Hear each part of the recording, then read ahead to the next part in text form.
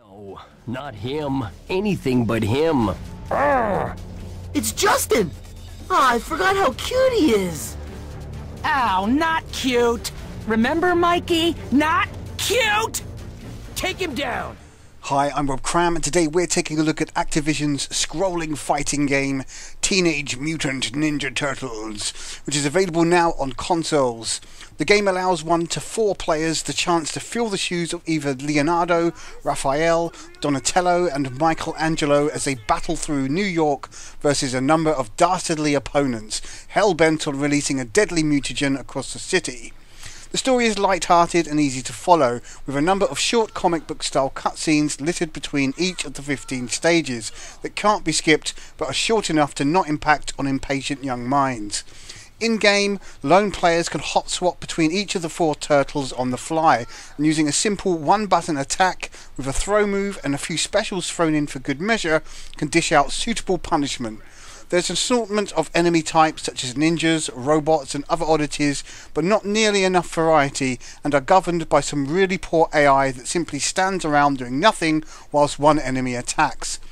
Players also have to wait for animations to end before being able to attack, which simply hinders the flow of the game in this instance, especially as some animations are rather slow. The combat, whilst fairly satisfying, is simply marred by lacking any sort of hit feedback, making use of the unique weapons for each turtle a bit lifeless. It's likely younger players will ignore this, but still, it feels like lazy design to not make the combat feel a little bit more impacting. Players are then tasked with battling through 15 levels against waves of enemies who swarm the locked-in areas during encounters. There's a little bit of variation when the turtles move from one fight zone to the next, with the option to destroy inanimate objects and find hidden items, but the mainstay is simply hammering away at the singular attack button and then swiftly moving on to the next area.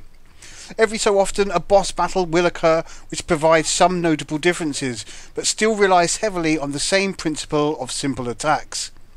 Graphically, the game sports an animated look that will suit the target audience, although some areas do look better than others, such as when running through the New York streets. Sadly, there are lots of invisible walls, meaning there's no room for proper exploration, which is a shame given the co-op nature of the game.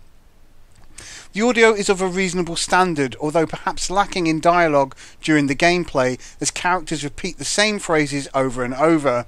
The voice acting, as you would expect, and seems lifted from its source material, and there's an abundance of wacky sound effects to complement the upbeat music.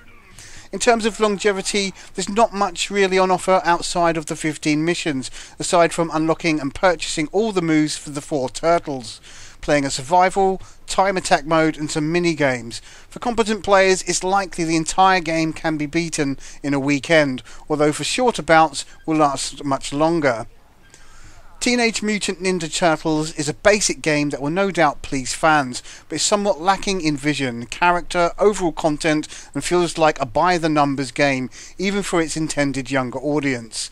A lack of finesse with the combat and its simplicity will drive away more seasoned, younger gamers, but those who simply enjoy hammering buttons for a few hours will find a little enjoyment here for a weekend or two.